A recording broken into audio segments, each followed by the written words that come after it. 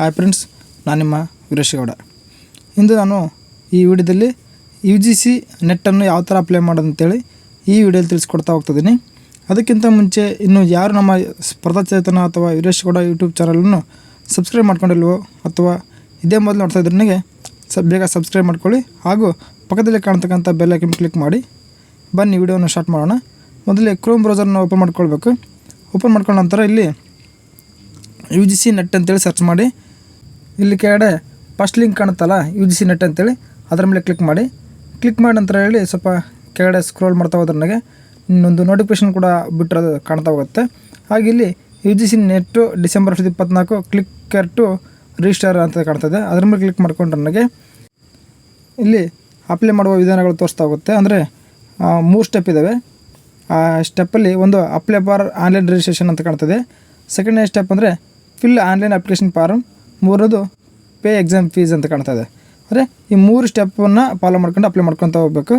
ಮೊದಲೇದಾಗಿ ಇಲ್ಲಿ ಗ್ರೀನ್ ಬಾಕ್ಸಲ್ಲಿ ಕಾಣಿಸ್ತದಲ್ಲ ನ್ಯೂ ಕ್ಯಾಂಡಿಡೇಟ್ ರಿಜಿಸ್ಟ್ರೇಷನ್ ಅಂತಂದು ಅದ್ರ ಮೇಲೆ ಕ್ಲಿಕ್ ಮಾಡ್ಕೊಂಡ್ರೆ ನನಗೆ ನಾವು ಇದೇ ಮೊದಲು UGC ನೆಟ್ಟಿಗೆ ಅಪ್ಲೈ ಮಾಡ್ತಿದ್ರೆ ನನಗೆ ಅದ್ರ ಮೇಲೆ ಕ್ಲಿಕ್ ಮಾಡ್ಕೊಂಡು ನಾವು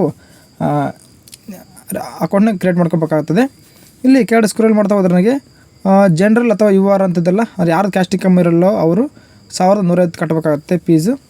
ಹಾಗೆ OBC ಅಂದರೆ ಕ್ಯಾಟಗರಿ 1 ಇರ್ಬೋದು, 2A 2B 3A 3B ಯಾವುದೇ ಇರಲಿ ಅವರು 600 ರೂಪಾಯಿ ಕಟ್ಟಬೇಕು. ಮತ್ತು SC ST ಮತ್ತು ಥರ್ಡ್ ಜೆಂಡರ್ ಅವರಿಗೆ 325 ರೂಪಾಯಿ ಅಪ್ಲಿಕೇಶನ್ ಫೀಸ್ ಅಂತಿದ್ದಾರೆ.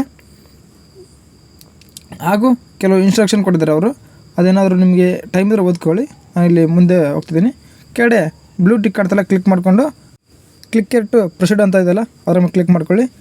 ಕ್ಲಿಕ್ ಮಾಡ್ಕೊಂಡು ನಂತರ ಇಲ್ಲಿ I have Aadhaar number and wish to create login ಅಂತ ಇದೆಯಲ್ಲ, ಅಂದರೆ ನೀವು ಆಧಾರ್ ಕಾರ್ಡ್ ನಂಬರ್ ಕೂಡ ಬೇಕಾದ್ರೂ ಅಪ್ಲೈ ಮಾಡ್ಕೊಳ್ಬೋದು. ಹಾಗೆ ಐ ಹ್ಯಾವ್ ಡಿಜಿಲಾಕರ್ ಅಕೌಂಟ್ ಅಂತಿದೆ, ಮತ್ತು ಐ ಡೋಂಟ್ ಹ್ಯಾವ್ ಡಿಜಿಲಾಕರ್ ಅಂತಿದೆ. ಕೆಲವು ಭಾಳ ಆಪ್ಷನ್ ಕೊಟ್ಟಿದ್ದಾರೆ. ನಿಮಗೆ ಯಾವುದು ಬೆಟರ್ ಅನಿಸುತ್ತೋ ಅಂದರೆ ಆಧಾರ್ ಕಾರ್ಡು ಪಾನ್ ಕಾರ್ಡಿಂದ ಯಾವುದಾದ್ರು ಇದೆಲ್ಲ ಅದನ್ನು ಬೇಕಾದ್ರೆ ನೀವು ಅಕೌಂಟ್ ಕ್ರಿಯೇಟ್ ಮಾಡ್ಬೋದು. ಅವೆಲ್ಲ ತೊಂದರೆ ಯಾಕಂತೇಳಿ ನಾನು ಇಲ್ಲಿ ಆಧಾರ್ ಕಾರ್ಡ್ ಮೇಲೆ ಕ್ಲಿಕ್ ಮಾಡ್ತಾಯಿದ್ದೀನಿ. ಇಲ್ಲಿ ಕ್ಲಿಕ್ ಮಾಡಿದ್ರೆ ಕೆಳಗಡೆ ಆಧಾರ್ ನಂಬರ್ ಕೇಳ್ತಾ ಹೋಗುತ್ತೆ. ನಿಮ್ಮ 12 ಅಂಕಿ ಆಧಾರ್ ಕಾರ್ಡ್ ನಂಬರ್ನ ಎಂಟ್ರಿ ಮಾಡ್ಕೊಳ್ಳಿ. ಎಂಟ್ರಿ ಮಾಡಿದ ನಂತರ ನಿಮ್ಮ ಮೊಬೈಲ್ ನಂಬರ್ಗೆ ಒಂದು OTP ಬರುತ್ತೆ. ಆ OTP ನೀವು ಎಂಟ್ರಿ ಮಾಡಬೇಕಾಗತ್ತೆ. ಆ 6 ಅಂಕಿ ಆ OTPನಲ್ಲಿ ಎಂಟ್ರಿ ಮಾಡಿ ವ್ಯಾಲಿಡ್ OTP ಮೇಲೆ ಕ್ಲಿಕ್ ಮಾಡ್ತಾಯಿದ್ದೀನಿ.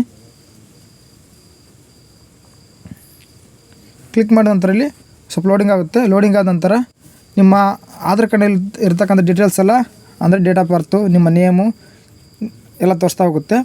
ಅದಾದ ನಂತರ ಸ್ವಲ್ಪ ಕೆಳಗಡೆ ಸ್ಕ್ರೋಲ್ ಮಾಡಿದ್ರೆ ನನಗೆ ನಿಮ್ಮ ಫಾದರ್ಸ್ ನೇಮ್ ಕೇಳ್ತಾ ಹೋಗುತ್ತೆ. ಅಂದರೆ ನಿಮ್ಮ ನೋಡ್ಕೊಳ್ಳಿ, ನಿಮ್ಮ ಆಧಾರ್ ಕಾರ್ಡಲ್ಲಿ ಇರ್ತಕ್ಕಂಥ ನೇಮ್ ಯಾವ ಥರ ಇದೆ ಅದೇ ಥರ ಬರುತ್ತೆ. ಅದಾದ ನಂತರ ಕೆಳಗಡೆ ನಿಮ್ಮ SLC ಮಾರ್ಕ್ಸ್ ಕಾರ್ಡ್ನಲ್ಲಿ ಇರ್ತಕ್ಕಂಥ ಪೇರೆಂಟ್ಸ್ ನೇಮು ಹಾಗೂ ಫಾದರ್ ಆ್ಯಂಡ್ ಮದರ್ ನೇಮ್ ಕೂಡ ಎಂಟ್ರಿ ಮಾಡ್ಕೊಳ್ಳಿ. ನಂತರ ಕೆಳಗಡೆ ಡೇಟ್ ಆಫ್ ಬರ್ತ್ ಆಟೋಮೆಟಿಕ್ಕಾಗಿ ಅದೇ ಎಂಟ್ರಿ ಆಗಿರುತ್ತೆ ಆಧಾರ್ ಕಾರ್ಡಿಂದ. ಹಾಗೆ ಇಲ್ಲಿ ಕೆಳಗಡೆ ಇಮೇಲ್ ID ಕೇಳುತ್ತೆ, ಹಾಗೆ ಅದೇ ಸೆಲೆಕ್ಟ್ ಎಂಟ್ರಿ ಮಾಡ್ಕೊಳ್ಳಿ. ನಂತರ ಕೆಳಗಡೆ ಕನ್ಫರ್ಮ್ ಇಮೇಲ್ ID ಕೇಳುತ್ತೆ. ನಂತರ gender, mobile number, confirm mobile number, alternative mobile number, ಅಂದರೆ ನೀವು ಎಂಟ್ರಿ ಮಾಡ್ತಕ್ಕಂಥ ಮೊಬೈಲ್ ನಂಬರ್ ಬಿಟ್ಟು ಬೇರೆ ಮೊಬೈಲ್ ನಂಬರ್ ಇದ್ದರೂ ಕೂಡ ಅದನ್ನ ಎಂಟ್ರಿ ಮಾಡ್ಕೊಳ್ಳಿ ಅಂತ ತೋರಿಸಿದೆ. ನಂತರ ಇಲ್ಲಿ ಕೆಳಗಡೆ ನ್ಯಾಷನಾಲಿಟಿ ಯಾವುದಂತ ಸೆಲೆಕ್ಟ್ ಮಾಡ್ಕೊಳ್ಳಿ, ಇಂಡಿಯನ್ ಎಲ್ಲರೂ. ಐಡೆಂಟಿಟಿ ಅಂತ ಕೇಳುತ್ತೆ. Any Aadhaar valid government identity with photograph ಅಂತ ಇದೆ. ಆಧಾರ್ ನಂಬರು, ಬ್ಯಾಂಕ್ ಪಾಸ್ಬುಕ್ ಇದೆ, SLC ಮಾರ್ಕ್ಸ್ ಕಾರ್ಡ್ ಇದೆ, ಎಲೆಕ್ಷನ್ ಅಂದರೆ ವೋಟರ್ ID ಕಾರ್ಡ್ ಇದೆ, ಪಾನ್ ಕಾರ್ಡ್, ಪಾಸ್ಪೋರ್ಟು ಹಾಗೂ ರೇಷನ್ ಕಾರ್ಡ್ ಇದೆ. ಇವೆಲ್ಲ ಇದೆ. ನಿಮ್ಗೆ ಯಾವ್ದು ಬೇಕೋ ಅದನ್ನು ಕ್ಲಿಕ್ ಮಾಡ್ಕೊಳ್ಳಿ. ನಾನು ಇಲ್ಲಿ ಆಧಾರ್ ಕಾರ್ಡ್ ಮೇಲೆ ಕ್ಲಿಕ್ ಮಾಡ್ತಾಯಿದ್ದೀನಿ. ಕ್ಲಿಕ್ ಮಾಡಿದ ನಂತರ ಕೆಳಗಡೆ ನಿಮ್ಮ 12 ಅಂಕಿ ಆಧಾರ್ ಕಾರ್ಡ್ ನಂಬರ್ ಕೇಳ್ತಾ ಹೋಗುತ್ತೆ. ಆಧಾರ್ ಕಾರ್ಡ್ ನಂಬರ್ನ ಇಲ್ಲಿ ಮತ್ತೆ ಪುನಃ ಎಂಟ್ರಿ ಮಾಡ್ಕೊಳ್ಳಿ. ಎಂಟ್ರಿ ಆದ ನಂತರ ನಿಮ್ಮ ಅಡ್ರೆಸ್ ಕೇಳುತ್ತೆ. ಅಂದರೆ ನಿಮ್ಮ ಪರ್ಮನೆಂಟ್ ಅಡ್ರೆಸ್ಸು ಮತ್ತು ಕರೆಂಟ್ ಅಡ್ರೆಸ್ ಅಂತ ಬರುತ್ತೆ. ನಿಮ್ಮ ಅಡ್ರೆಸ್ನ ಎಂಟ್ರಿ ಮಾಡ್ಕೊಳ್ಳಿ. ಬಿಲ್ಡಿಂಗ್ ನೇಮ್ ಇರ್ಬೋದು, ಅಪಾರ್ಟ್ಮೆಂಟ್ ನೇಮ್ ಇರ್ಬೋದು, ಮತ್ತು ಮನೆ ನಂಬರ್ ಯಾವುದೇ ಇರ್ತದೆ ಎಂಟ್ರಿ ಮಾಡ್ಕೊಳ್ಳಿ. ನಂತರ ಕೆಳಗಡೆ ನಿಮ್ಮದು ಯಾವ ಸ್ಟೇಟ್ ಬರುತ್ತೆ, ಯಾವ ಜಿಲ್ಲೆ ಬರುತ್ತೆ ಅಂತೇಳಿ ಕೇಳ್ತಾ ಹೋಗುತ್ತೆ. ಎಲ್ಲ ಸೆಲೆಕ್ಟ್ ಮಾಡಿಕೊಂಡು ಎಂಟ್ರಿ ಮಾಡ್ಕೊಳ್ಳಿ. ನಿಮ್ಮ ಪೂರ್ತಿ ಅಡ್ರೆಸ್ನ ಎಂಟ್ರಿ ಮಾಡ್ಕೊಂಡು ನಂತರ ಕೆಳಗಡೆ ಜಿಲ್ಲೆ ಪಿನ್ ಕೋಡ್ ಎಲ್ಲ ಎಂಟ್ರಿ ಮಾಡಿಕೊಂಡು ಕೆಳಗಡೆ ಸೇಮ್ ಆ್ಯಸ್ ಪರ್ಮನೆಂಟ್ ಅಡ್ರೆಸ್ ಅಂತ ಕೇಳುತ್ತೆ. ಅಂದರೆ ಪರ್ಮನೆಂಟ್ ಅಡ್ರೆಸ್ಸು ಮತ್ತು ಕರೆಂಟ್ ಅಡ್ರೆಸ್ ಎರಡು ಸೇಮ್ ಇದೆಯಾ ಅಂತ ಕೇಳುತ್ತೆ. ಎಸ್ ಅಂತ ಕೊಡಿ. ಕೊಟ್ಟ ನಂತರ ಇಲ್ಲಿ ಕೆಳಗಡೆ ಪಾಸ್ವರ್ಡ್ ಕ್ರಿಯೇಟ್ ಮಾಡಿ ಅಂತ ಕೇಳುತ್ತೆ. ಅಂದರೆ ನಿಮ್ಮ ಪಾಸ್ವರ್ಡನ್ನು ಸ್ಟ್ರಾಂಗ್ ಪಾಸ್ವರ್ಡ್ ಅಂತ ಕೇಳ್ತಾ ಹೋಗುತ್ತೆ. ಅಂದರೆ 8 ಅಂಕಿಯಿಂದ 13 ಅಂಕಿಯ ಒಳಗಡೆ ಇರಬೇಕಾಗುತ್ತೆ ನಿಮ್ಮ ಪಾಸ್ವರ್ಡು. ಸ್ಟ್ರಾಂಗ್ ಪಾಸ್ವರ್ಡ್ ಹೆಂಗಪ್ಪ ಅಂದರೆ ವೆಲ್ಕಮ್ ಅಟ್ 1 2 3 ಅಂದರೆ ಕ್ಯಾಪಿಟಲ್ W ಇರಬೇಕು, ಉಳಿಕಿದ ಸ್ಮಾಲು, ಒಂದು ಚಿಹ್ನೆ, ನಂಬರು, ಈ 4 ಥರ ಅಂಕಿನ ಹೊಂದಿರಬೇಕು. ಅದು ಸ್ಟ್ರಾಂಗ್ ಪಾಸ್ವರ್ಡ್ ಅಂತೇಳಿ. ಅದು ಯಾವ ಥರ ಇರಬೇಕಂದ್ರೆ 8ರಿಂದ 13 ಅಂಕಿ ಒಳಗಡೆ ನಿಮ್ಮ ಪಾಸ್ವರ್ಡ್ ಇರಬೇಕು. ನಂತರ ಇಲ್ಲಿ ಕೆಳಗಡೆ ಒಂದು ಸೆಕ್ಯೂರಿಟಿ ಕ್ವೆಶ್ಚನ್ ಅಂತ ಕೇಳುತ್ತೆ. ಅಂದರೆ 4 ಆಪ್ಷನ್ ತೋರಿಸುತ್ತೆ. ನಿಮ್ಗೆ ಯಾವುದು ಬೆಟರ್ ಅನಿಸುತ್ತೋ ಅದನ್ನ ಸೆಲೆಕ್ಟ್ ಮಾಡಿಕೊಂಡು ಅದಕ್ಕೆ ಆನ್ಸರ್ನ ಮಾಡ್ತಾ ಹೋಗಿ. ಅದಾದ ನಂತರ ಕೆಳಗಡೆ ಸ್ವಲ್ಪ ಸ್ಕ್ರೋಲ್ ಮಾಡಿದ್ರೆ ನನಗೆ ಇಲ್ಲಿ ಕ್ಯಾಪ್ಚಾ ಐ ಡಿ ಕಾಣ್ತಾ ಹೋಗುತ್ತೆ. ಅಂದರೆ ಅಲ್ಲಿ ಕಾಣಿಸ್ತಕ್ಕಂಥ ಕ್ಯಾಪ್ಚಾ ಐ ಡಿನ ನೀವು ಎಂಟ್ರಿ ಮಾಡಿಕೊಂಡು ಕೆಳಗಡೆ ಬ್ಲೂ ಕಲರ್ ಕಾಣಿಸ್ತದಲ್ಲ ಆ ಸಬ್ಮಿಟ್ ಬಟನ್ ಅದ್ರ ಮೇಲೆ ಕ್ಲಿಕ್ ಮಾಡಿಕೊಂಡ್ರೆ ನನಗೆ ನೀವು ಅಪ್ಲೈ ಮಾಡ್ತಕ್ಕಂಥ ಡೀಟೇಲ್ಸ್ ಎಲ್ಲ ತೋರಿಸ್ತಾ ಹೋಗುತ್ತೆ. ಇಲ್ಲಿ ತೋರಿಸ್ತಾ ಇದೆ ನೋಡಿ. ಇವಾಗ ಇದುವರೆಗೂ ಯಾವ ಡೀಟೇಲ್ಸಲ್ಲಿ ಎಂಟ್ರಿ ಮಾಡಿದ್ರು ಆ ಡೀಟೇಲ್ಸಲ್ಲಿ ಪೂರ್ತಿಯಾಗಿ ಒಂದು ಬಾರಿ ಶೋ ಆಗುತ್ತೆ, ಅಂದರೆ ತೋರಿಸ್ತಾ ಹೋಗುತ್ತೆ.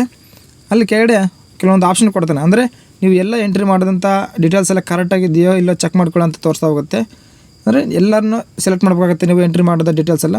Candidate name, father name, mother name, gender, date of birth, mobile number, email address ಹಾಗೂ ಅಡ್ರೆಸ್ ಎಲ್ಲವನ್ನೂ ಸೆಲೆಕ್ಟ್ ಮಾಡ್ಕೊಳ್ಳಿ.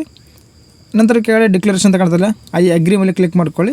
ಏನಾದ್ರು ನೀವು ಎಡಿಟ್ ಮಾಡ್ಕೊಳ್ಬೇಕಾದ್ರೆ ನನಗೆ ಎಡಿಟ್ ಮೇಲೆ ಕ್ಲಿಕ್ ಮಾಡಿ, ಇಲ್ಲಾಂದರೆ ಸಬ್ಮಿಟ್ ಆ್ಯಂಡ್ ಸೆಂಡ್ OTP ಮೇಲೆ ಕ್ಲಿಕ್ ಮಾಡಿ ನನಗೆ ನಿಮ್ಮ ಇಮೇಲ್ ಐ ಡಿಗೆ ಅಂದರೆ ಇಮೇಲ್ ಐ ಡಿ ಕೊಟ್ಟಿರ್ತಿರಲ್ಲ ಆ ಇಮೇಲ್ಗೆ 4 ಅಂಕಿಯ OTP ಬಂದಿರುತ್ತೆ. ನೋಡ್ಕೊಳ್ಳಿ ಇಲ್ಲಿ ತೋರಿಸುತ್ತೆ. Thank you for registration, please check your email for OTP ಅಂತ ಇದೆಯಲ್ಲ, ಅಂದರೆ ನಿಮ್ಮ ಇಮೇಲಿಗೆ 6 ಅಂಕಿಯ OTP ಬಂದಿರುತ್ತೆ. ಆ ಬಂದಂಥ OTP ನೀವು ಇಲ್ಲಿ ಎಂಟ್ರಿ ಮಾಡಿಕೊಂಡು ನಂತರ ಕೆಳಗಡೆ ಕ್ಯಾಪ್ಚಾ ಐ ಡಿ ಕಾಣ್ತಾ ಹೋಗುತ್ತೆ. ಅಂದರೆ enter security pin case sensitive, ಅಂದರೆ ಮೇಲೆ ಯಾವ ಥರ ಇದೆಯೋ ಅದೇ ರೀತಿನ ಕ್ಯಾಪ್ಚಾ ಐ ಡಿನ ಕೂಡ ಎಂಟ್ರಿ ಮಾಡ್ಕೊಳ್ಳಿ ಅಂತ ತೋರಿಸ್ತಾ ಇದೆ. ಎಂಟ್ರಿ ಮಾಡ್ಕೊಂಡ ನಂತರ ಕೆಳಗಡೆ ವೆರಿಫೈ ಅಂತ ಕಾಣ್ತದಲ್ಲ ಗ್ರೀನ್ ಕಲರ್ ಬಟನ್ ಮೇಲೆ ಕ್ಲಿಕ್ ಮಾಡ್ಕೊಳ್ಳಿ. ಕ್ಲಿಕ್ ಮಾಡ್ಕೊಂಡ ನಂತರ ನಿಮ್ಮ ಇಮೇಲ್ ಐ ಡಿಗೆ ರಿಜಿಸ್ಟ್ರೇಷನ್ ನಂಬರ್ನ ಸೆಂಡ್ ಮಾಡ್ತಾ ಹೋಗುತ್ತೆ. ಇಲ್ಲಿ ತೋರಿಸುತ್ತೆ your application number has been sent to your email, please login to application portal using your application number and password ಅಂತ ತೋರಿಸುತ್ತೆ. ಅಂದರೆ ನಿಮ್ಮ ಇಮೇಲ್ ಐ ಡಿ ಕೊಟ್ಟಿರ್ತಾರಲ್ಲ ಆ ಇಮೇಲ್ ಐ ಡಿಗೆ ಅಪ್ಲಿಕೇಶನ್ ನಂಬರ್ ಮತ್ತು ಪಾಸ್ವರ್ಡ್ ಇರುತ್ತೆ, ನೋಡ್ಕೊಂಡು ಎಂಟ್ರಿ ಮಾಡ್ಕೊಳ್ಳಿ. ಇಲ್ಲಿವರೆಗೂ ನಾನು UGC ನೆಟ್ನ ಆ ಅಕೌಂಟ್ ಯಾವ ಥರ ಕ್ರಿಯೇಟ್ ಮಾಡೋದು ಅಂತೇಳಿ ಅಥವಾ ರಿಜಿಸ್ಟರ್ ಮಾಡೋದು ಅಂತೇಳಿ ತಿಳಿಸ್ಕೊಟ್ಟಿದ್ದೀನಿ. ನಂತರ ಮುಂದಿನ ವಿಡಿಯೋದಲ್ಲಿ ಅಪ್ಲಿಕೇಶನ್ ಫಾರ್ಮನ್ನು ಯಾವ ಥರ ಫಿಲ್ ಮಾಡೋದು ಹಾಗೂ ಪೇಮೆಂಟ್ನ ಯಾವ ಥರ ಮಾಡೋಂತೇಳಿ ತಿಳಿಸ್ಕೊಡ್ತಾ ಹೋಗ್ತೀನಿ. ಈ ಮುಂದಿನ ವೀಡಿಯೋಕ್ಕಾಗಿ ಈ ಡಿಸ್ಕ್ರಿಪ್ಷನ್ ಬಾಕ್ಸಲ್ಲಿ ನಾನು ಪಾರ್ಟ್ 2 ವೀಡಿಯೋನ ಅಪ್ಲೋಡ್ ಮಾಡಿರ್ತೀನಿ. ಅದರ ಲಿಂಕು ಹಾಗೂ ಅಪ್ಲಿಕೇಶನ್ ಫಾರಮ್ ಲಿಂಕ್ನು ಕೂಡ ಎರಡನ್ನು ಡಿಸ್ಕ್ರಿಪ್ಷನ್ ಬಾಕ್ಸಲ್ಲಿ ನೀಡಿರ್ತೀನಿ. ಅದನ್ನು ನೋಡಿಕೊಂಡು ನೀವು ಅಪ್ಲೈ ಮಾಡ್ಕೊಳ್ಳಿ. Thank you.